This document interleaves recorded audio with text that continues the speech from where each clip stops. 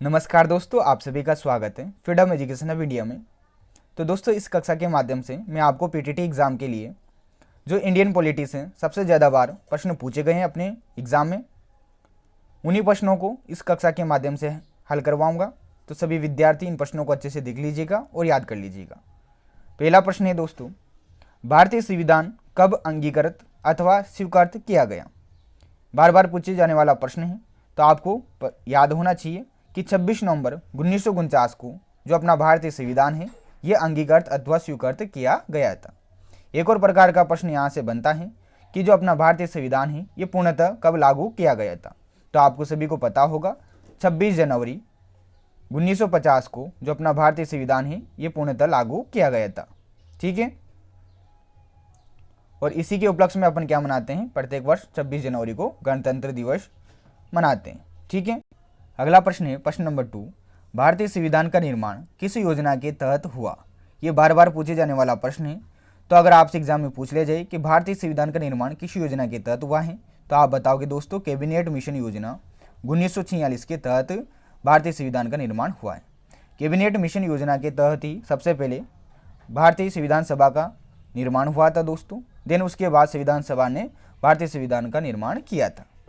जो cabinet mission है दोस्तों, ये अपने भारत में 24 मार्च 1946 को आया था। जिसकी एक्चुअल डेट भी आप ध्यान में रखिएगा, 24 मार्च 1946 को कैबिनेट मिशन अपने भारत में आया था। इसमें 3 सदस्य थे दोस्तों, उनका भी नाम आप ध्यान में रख लीजिएगा, मैं आपको बता देता हूँ, आसानी से आपको याद में रह जाएंगे। इसमें 3 सदस्य थे दोस्तों, पास, ये ट्रिक हो जाती है पास। ठीक है, 1 2 3।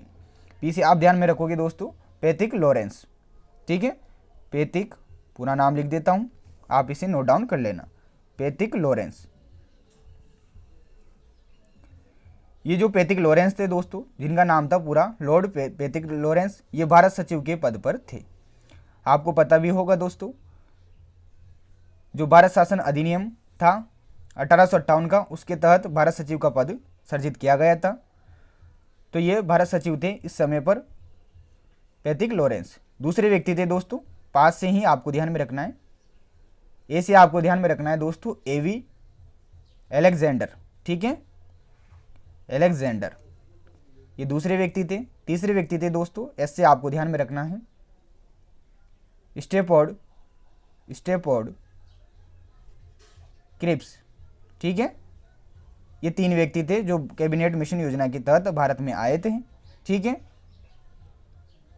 और कैबिनेट मिशन योजना का जो उद्देश्य था वो था दोस्तों भारतीय संविधान सभा का निर्माण करना तथा भारत का संविधान बनाना।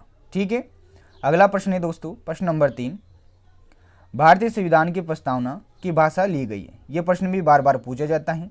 2 प्रकार के प्रश्न यहाँ से बनते हैं। पहला प्रश्न बन जाता है कि भारतीय संविधान की जो प्रस्तावना है इसका विचार कहाँ से लिया गया था? तो इसका विचार लिया गया था दोस्तों अमेरिका के संविधान से। जो यूएसए है, इसका जो संविधान है उसी के आधार पर भारतीय संविधान की प्रस्तावना को लिया गया था। परंतु जो अपनी प्रस्तावना है उसकी जो भाषा ली गई थी ये ऑस्ट्रेलिया के संविधान से ली गई थी। तो ध्यान में रखिएगा, भारतीय संविधान की जो प्रस्तावना की जगह एक और शब्द आ सकता है, उद्देशिका। ठीक है, तो प्रस्तावना अथवा उद्देशिका की जो भाषा ली गई है यह ऑस्ट्रेलिया के संविधान से ली गई है। रह जाएगा याद, बिल्कुल याद रखना है, आपके एग्जाम में प्रश्न पूछा जाता है। प्रश्न नंबर 4 है दोस्तों, संविधान सभा की प्रथम बैठक कब हुई? ये भी बार बार पूछे जाने वाला प्रश्न है। प्रथम बैठक के बारे में पूछ ले जाए अथवा आप बोल सकते हो संविधान सभा का गठन कब हुआ। दोनों प्रकार के प्रश्न का उत्तर आप एक ही दोगे। 9 दिसंबर 1946। 9 दिसंबर 1946 को भारतीय संविधान की प्रथम बैठक हुई थी, जिसके अस्थायी अध्यक्ष चुने गए थे दोस्तों डॉक्टर सच्चिदानंद सिन्हा। ये प्रश्न भी पूछा जाता है कि संविधान सभा के अस्थायी अध्यक्ष कौन चुने गए थे? जो कि प्रथम बैठक में चुने गए थे 9 दिसंबर 1946 को, उनका नाम था डॉक्टर सच्चिदानंद सिन्हा। ठीक है, अगला प्रश्न है प्रश्न नंबर 5, संविधान सभा के प्रथम स्थायी अध्यक्ष किसे बनाया गया था? तो जो प्रथम स्थायी अध्यक्ष बने थे वो अपने डॉक्टर राजेंद्र प्रसाद जी बने थे। तो आपका उत्तर हो जाएगा डॉक्टर राजेंद्र प्रसाद। ये सभी प्रश्न बार बार पूछे जा चुके हैं, इन प्रश्नों को आपको कंठस्थ याद कर लेना है दोस्तों। ठीक है, अगला प्रश्न है प्रश्न नंबर 6, संविधान की सबसे महत्वपूर्ण समिति थी। तो ये समिति थी दोस्तों प्रारूप समिति। संविधान निर्माण के लिए बहुत सारी समितियां बनाई गई थी। उन्हीं में से जो प्रमुख समिति थी वो थी दोस्तों प्रारूप समिति, जिसके अध्यक्ष थे दोस्तों डॉक्टर भीमराव अंबेडकर जी। ठीक है, तो दोनों प्रश्न यहाँ से पूछे जा सकते हैं, आपको ध्यान में रखना है कि जो प्रारूप समिति है ये संविधान की सबसे महत्वपूर्ण समिति थी दोस्तों, तथा इसके अध्यक्ष थे दोस्तों डॉक्टर भीमराव अंबेडकर। अगला प्रश्न है प्रश्न नंबर 7, नीति निर्देशक तत्व लिए गए हैं। जो अपने भारतीय संविधान में नीति निर्देशक तत्व हैं ये कहाँ से लिए गए हैं, तो ये आयरलैंड के संविधान से लिए गए। ये प्रश्न भी काफ़ी बार पूछा जा चुका है अपने एग्जाम में। जो नीति निर्देशक तत्वों का उल्लेख है ये भाग 4 यानी कि संविधान के जो भाग 4 हैं उसके अनुच्छेद 36 से लेकर 51 तक इनका उल्लेख है। ठीक है, तो ये बात भी आपको ध्यान में रखनी है कि भाग 4 के अनुच्छेद 36 से लेकर 51 तक नीति निर्देशक तत्व उल्लेखित हैं। ठीक है, अगला प्रश्न है प्रश्न नंबर 8, किस मौलिक अधिकार में शिक्षा का मूल अधिकार जोड़ा गया। तो शिक्षा का मूल अधिकार किस मौलिक अधिकार में जोड़ा गया है, तो अनुच्छेद 21 ख में जोड़ा गया है। जो इन अनुच्छेद 21 ख है दोस्तों, 86वें संविधान संशोधन अधिनियम 2002 के तहत जोड़ा गया था। ठीक है, तो आपको बात ध्यान में याद रखनी है कि जो शिक्षा का मूल अधिकार है अथवा मौलिक अधिकार है ये अनुच्छेद 21 क के तहत जोड़ा गया है तथा इसके लिए 86वां संविधान संशोधन किया गया था 2002 में। अगला प्रश्न है प्रश्न नंबर 9, किस अनुच्छेद के तहत बाल श्रम पर प्रतिबंध लगा दिया गया। बाल श्रम पर जो प्रतिबंध लगाया गया है ये अनुच्छेद 24 के तहत लगाया गया है। ठीक है, तो महत्वपूर्ण प्रश्न है, बार बार एग्जाम में पूछा जाता है ये प्रश्न। ठीक है, प्रश्न नंबर 10 है, किस अनुच्छेद में अस्पृश्यता का अंत किया गया है। ये सबसे ज़्यादा बार पूछे जाने वाला प्रश्न है कि किस अनुच्छेद में अस्पृश्यता का अंत किया गया। तो अनुच्छेद 17, रट लेना दोस्तों इस प्रश्न को, काफ़ी महत्वपूर्ण प्रश्न है। ठीक है, क्वेश्चन नंबर 11 है, मौलिक अधिकारों का उल्लेख है। जो अपने भारतीय संविधान में मौलिक अधिकार हैं इनका उल्लेख कौन से भाग में है तथा कौन से अनुच्छेद में है। ठीक है, ये आपसे पूछा गया है, तो आप उत्तर दोगे भाग 3 में मौलिक अधिकारों का उल्लेख है। अनुच्छेद 12 से लेकर 35 तक मौलिक अधिकारों का जो उल्लेख है ये दिया गया है अपने भारतीय संविधान में। अब एक और प्रकार का प्रश्न मैं आपको कंप्लीट करवा देता हूँ साथ के साथ कि जो मौलिक अधिकार हैं दोस्तों ये कौन से देश के संविधान से लिए गए। तो आपको ध्यान में रखना है जो मौलिक अधिकार लिए गए हैं ये अमेरिका के संविधान से लिए गए। ठीक है, तो ये भी महत्वपूर्ण प्रश्न है, ध्यान में रखिएगा। अगला प्रश्न है दोस्तों प्रश्न नंबर 12, किस संविधान संशोधन के तहत संपत्ति के अधिकार को मौलिक अधिकार से हटाकर एक विधिक अधिकार बनाया गया। आपको ज्ञात होना चाहिए होगा वैसे आपको कि जो अपना संपत्ति का अधिकार था दोस्तों ये पहले एक मौलिक अधिकार था, परंतु बाद में संशोधन करके इसे एक विधिक अधिकार ही रख दिया गया, यानी कि मौलिक अधिकार में से इस अधिकार को हटा दिया गया। तो ये किस संविधान संशोधन के तहत किया गया था, ये प्रश्न बार बार पूछा जाता है। तो आपको ध्यान में रखना है जो 44वां संविधान संशोधन हुआ था दोस्तों 1978 ईस्वी में, इसी के तहत जो मौलिक अधिकार था संपत्ति का इसे हटाकर एक विधिक अधिकार बना दिया गया था। ठीक है, अगला प्रश्न देखिए आप सभी।